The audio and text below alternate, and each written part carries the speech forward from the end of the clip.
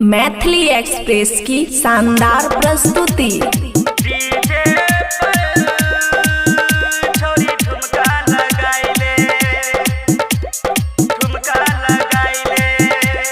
खुशी recording studio बलुआहा। गे छौरी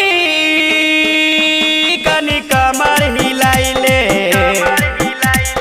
DJ पर छोरी ठुमका लगाइले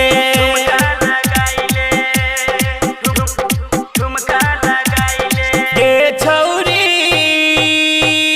कनी कमर हिलाइले डीजे पर छोरी ठुमका लगाइले हे गे बाजै छै भोजपुरी गाना गे हे गे करनै तू छौरी बहाना गे गे छौरी कनी कमर हिलाइले डीजे पर छोरी ठुमका लगाइले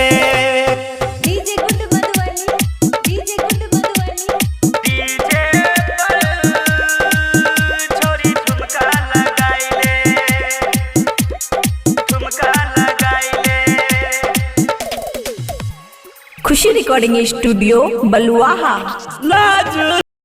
Swagger down the street with your red lips and funky beat. You better hold your head up to the sky. I'm gonna roll with you till the day I die.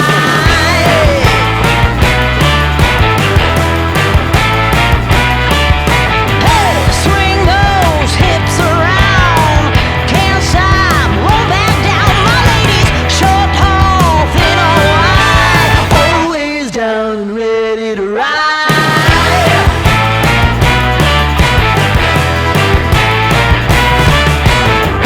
One by one, billion by billion, they're holding up half the sky. Raise your hand if you're ready and willing, if you know it's time. Time for a girl on time. Time for a girl on time. Time for a girl on time.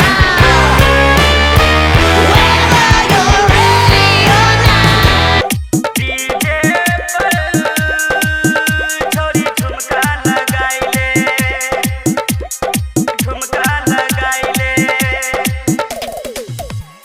Khushi recording studio Baluaha.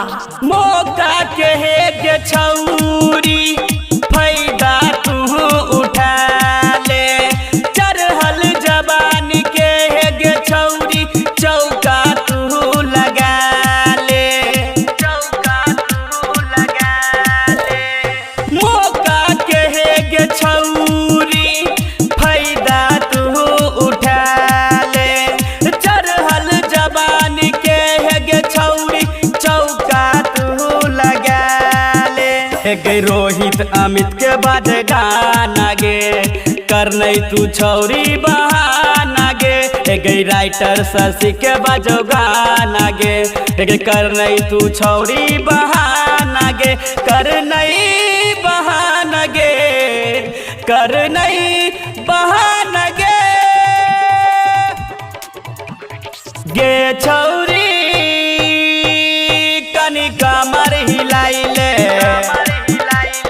DJ पर छोरी ठुमका लगाइले Khushi recording studio बलुआहा।